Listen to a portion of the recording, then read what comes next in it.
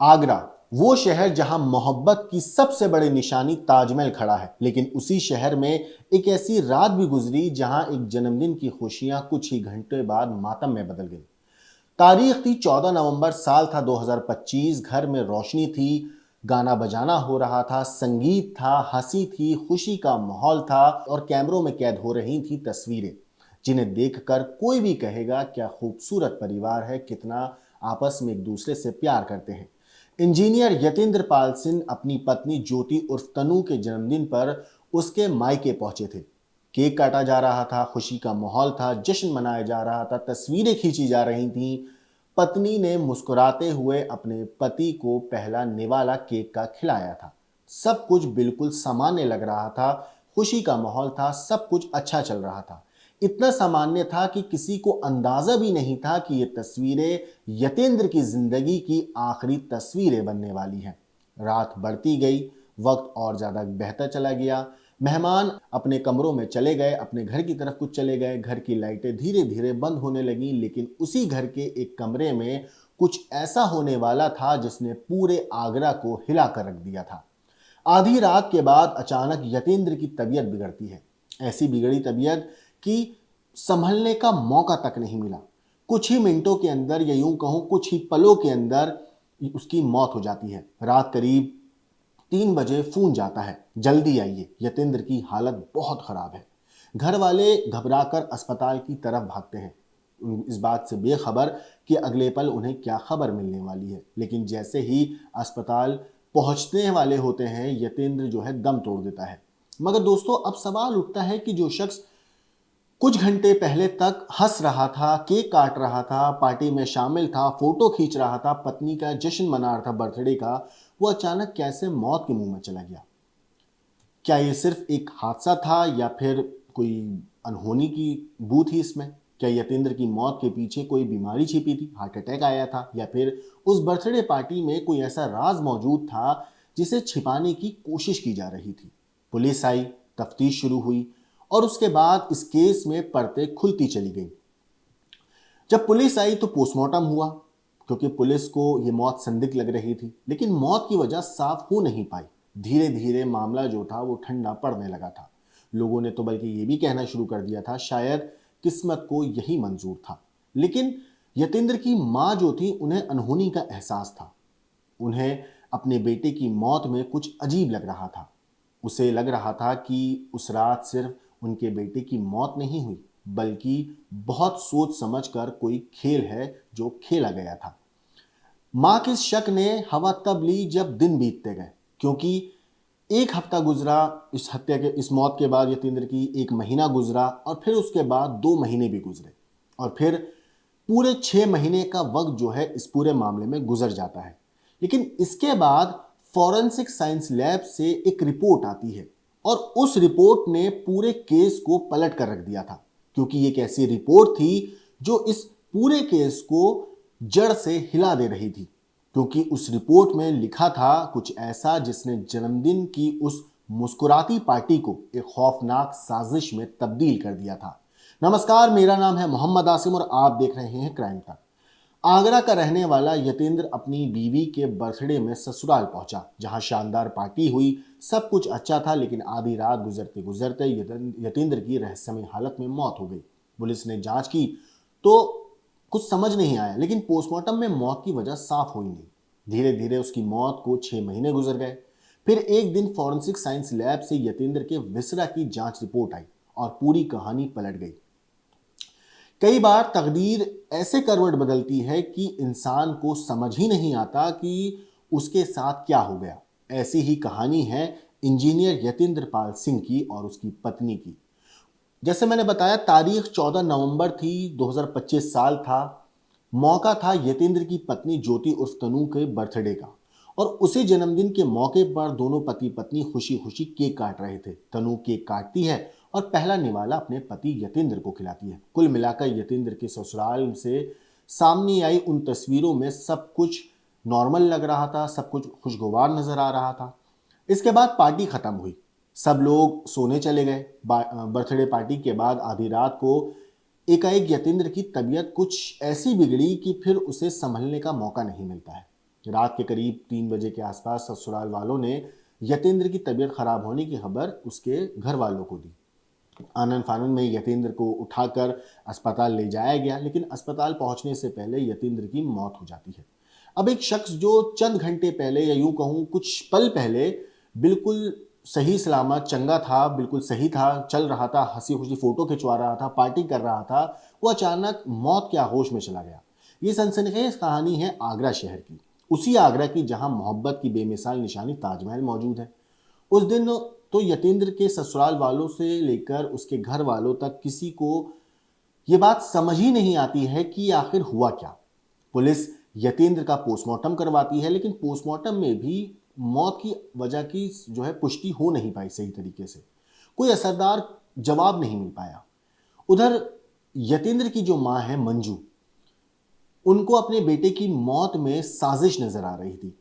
वो कोर्ट का दरवाजा खटखटाती हैं। इसके बाद कोर्ट के आदेश पर ही इस सिलसिले में आगरा के कमला नगर थाने में एक एफआईआर है। लेकिन इसके बाद जब यतेंद्र की विसरा रिपोर्ट सामने आई तो केस बिल्कुल सिर के बल पूरी तरीके से पलट जाता है। दरअसल विसरा रिपोर्ट में यतेंद्र के शरीर में मौत से पहले जहर होने की पुष्टि हो जाती है, और यहीं से इस पूरे केस को अलग तरीके से अब देखना शुरू कर देती है पुलिस। अब इस मामले में शक की सुई सबसे पहले यतेंद्र के ससुराल वालों की तरफ जाती है। तफ्तीश आगे बढ़ती है तो पता चलता है कि बेटी के बर्थडे की रात यतेंद्र के ससुर ने ही अपने दामाद के ड्रिंक में सल्फास मिला दिया था, जिससे यतेंद्र की मौत हो गई। असल में यतेंद्र का अपने पत्नी से अक्सर विवाद होता था, इसके बावजूद वो रिश्ते को संभालने की कोशिश कर रहा था। लेकिन पत्नी की बर्थडे की रात उसकी फिर से पत्नी के साथ लड़ाई हुई और उसका अंजाम उसके कत्ल की सूरत में सामने आया, जिसका खुलासा पूरे 6 महीने के बाद हुआ। इस मामले पे हमारे संवाददाता ने यतेंद्र की जो मां है उनसे बात करी तो उन्होंने कई चौंकाने वाले खुलासे किए। उन्होंने कई बातें बताई जिसे देखकर, जिसे सुनकर आप भी हैरत में पड़ जाएंगे। क्या कुछ कहा है यतेंद्र की मां ने, एक बार आप सुनिए। हमने कभी नहीं सोचा था ये। हमारी बहू, हम इतने खुशी से हमने को हिंदू रीति रिवाज से हमने शादी की थी। मैं इसलिए नहीं पता था कि ये हमारे संग में ऐसा करेगी, तो इसका पिता ऐसा करेगा हमारे साथ में। हमने किसी बात से दुखी नहीं रखी, सब बातें हमने लड़की की समान रखी। हम तुम करके उससे बात करते थे, हमने तू नहीं बोला उससे कभी। आपकी बेटियां हैं, 3 बेटियां हैं, तो आपके घर में आपने अपनी बहू को चौथी बेटी का दर्जा दिया। बेटी का दर्जा दिया। हम पर्दा भी नहीं, ससुर से भी पर्दा नहीं करवाते थे हम।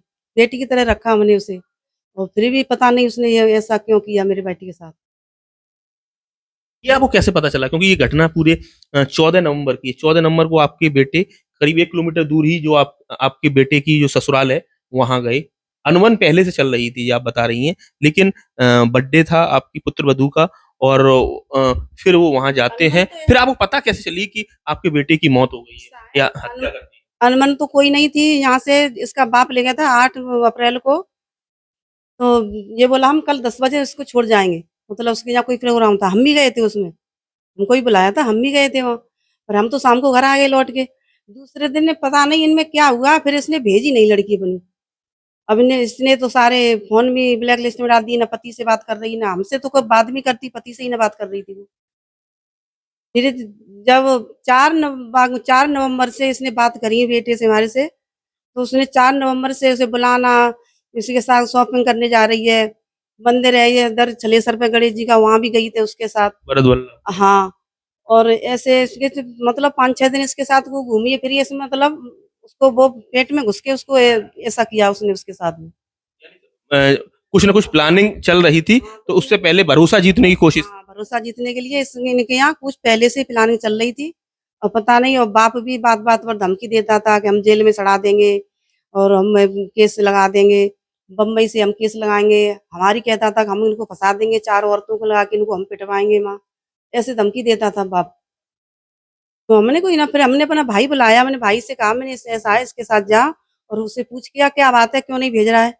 14 तारीख की घटना है, 14 नवंबर की, और नवंबर का दिसंबर, और अब चौथा महीना चल रहा है। तो इस आप ये बताइए, ये करीब 6 महीने के करीब करीब इस घटना को होने को आ गए। ये 14 तारीख को एग्जैक्ट हुआ क्या था? किस तरह से आपके जो पुत्र हैं यतेंद्र पाल सिंह, वो अपने ससुराल गए, और उसके बाद उनकी डेथ हो गई बहुत ही संदिग्ध परिस्थिति। ये 8 तारीख को, वो 14 तारीख को यहाँ से गया है शाम को 8:30 बजे। वहाँ पहुँचा है। मैंने कहा बर्थडे बर्थडे ये बाज़ार को गए हैं, केक वेक लेके आए हैं और गए होंगे कहीं, पता नहीं हमें तो। वहाँ से फिर ये वो रात को वहीं रुका है। तो सुबह 4, अब इन्हें पता नहीं रात में उन्होंने उसके साथ क्या किया, क्या नहीं किया।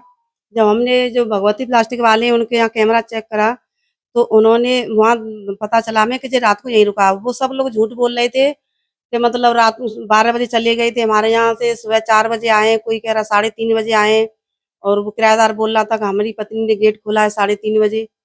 और जब इन्हें की चारों इनकी अपने 4 तरह की बात हुई, तब हमको लोगों को कुछ शक हुआ। तो हमारी बड़ी बेटी बोली कि हम पोस्टमार्टम कराएँगे। जब पोस्टमार्टम का नाम लिया, तो उसके बाप के तो पसीने छूट गए। और जो वो लेडीज़ जो बैठी थी सब खड़ी हो गई एकदम। अरे यहाँ तो पुलिस आ गई और यहाँ तो हम जेल भेजेंगे हमको। ऐसे कह के, क्योंकि जब हमने पोस्टमार्टम कराया, वो तो कह रहे कि इनके मतलब कोई कह रहा था कि नस फट गई है, कोई कह रहा सिर में दर्द हो रहा है, कोई कुछ ऐसे कह रहे थे। चले गए यहाँ, गए वहाँ तो फिर हमारे पोस्टमार्टम हो गई, तो माँ मतलब रिपोर्ट जाके इसकी वो आई है, माँ न तो अटैक आया, ना कोई नस फटी है। अनक्लियर्ड कॉज ऑफ डेथ होता है। स्थिति स्पष्ट नहीं थी। तो मतलब विसरा की रिपोर्ट पे उन्होंने वो भेज दी। इस तरह की रिपोर्ट सुरक्षित करके एफएसएल भेज दिया। अब उनकी जो यतेंद्र पाल की जो बहन है वो भी हमारे साथ है, पूजा।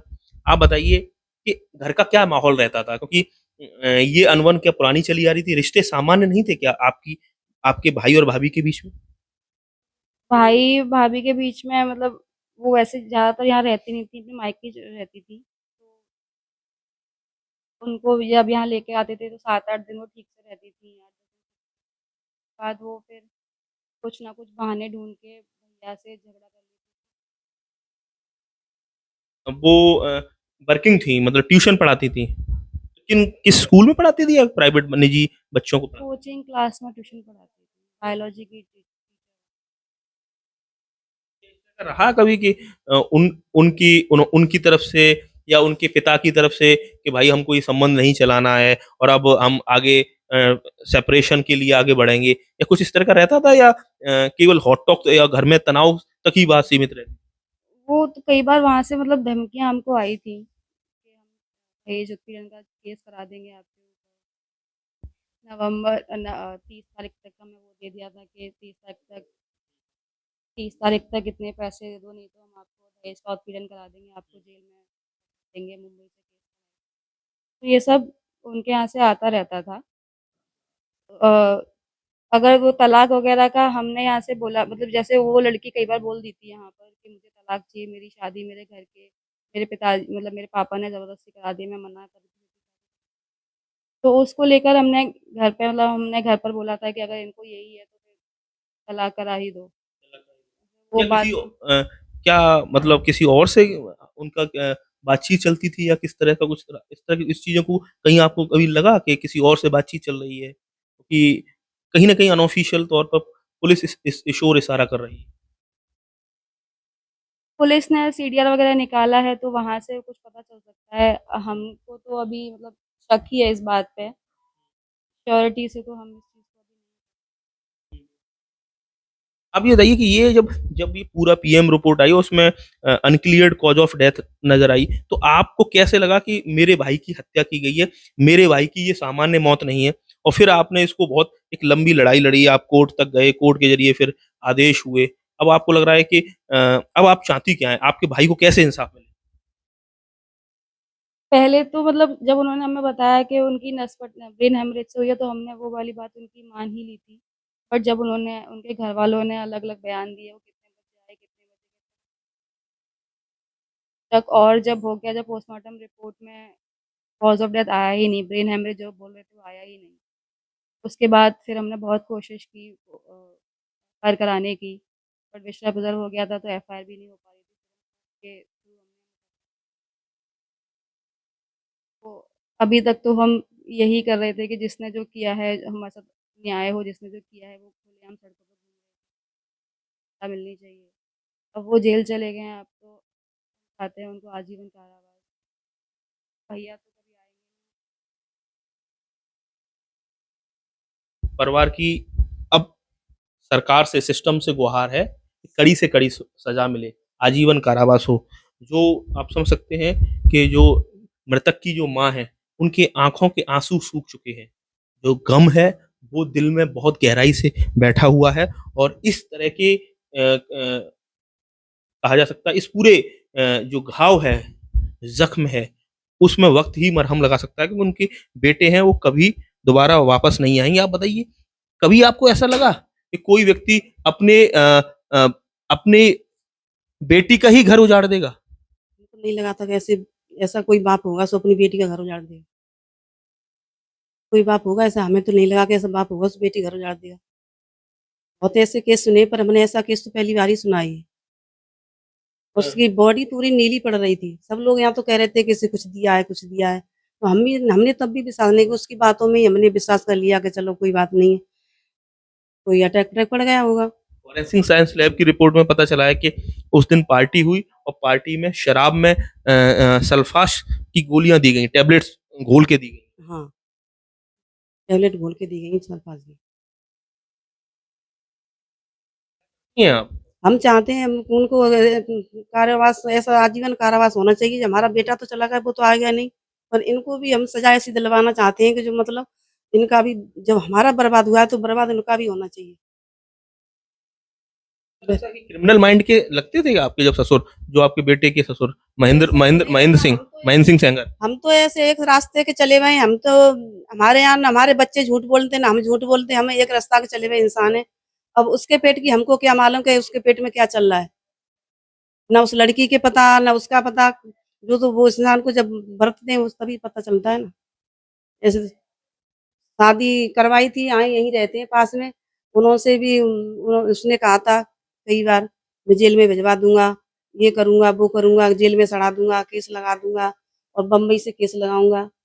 तो उन्होंने हमसे कहा कि, तो मैंने कि ऐसा है, तो मैंने कि ऐसे क्यों बोल रहा है, मैंने को बात क्या है, मैंने कोई बात है, अरे नहीं भेजनी है तो तलाक दे दे, अपनी बेटी को तलाक दिलवा दे। और लड़का हमारा चाहता था उसे, ये नहीं कि लड़का चाहता नहीं था, और कभी उससे मारा पीटा नहीं, कभी हाथ नहीं लगाया आप समझ सकते हैं, ये पीड़ित माँ की कहानी, पीड़ित बहन की कहानी है, जो ये बता रही है कि रिश्तों को किस तरह से तार तार करते हुए एक ससुर ने अपनी बेटी के पति को, अपने दामाद को ही एक साजिश के तहत मार डाला। और अब इस मामले में, शुरुआत में ये मामला संदिग्ध नजर आ रहा था, और जो दूसरा पक्ष है, प्रतिवादी पक्ष है, उसकी तरफ से कहानी रची गई, लेकिन धीरे धीरे परतें उधड़ने लगी।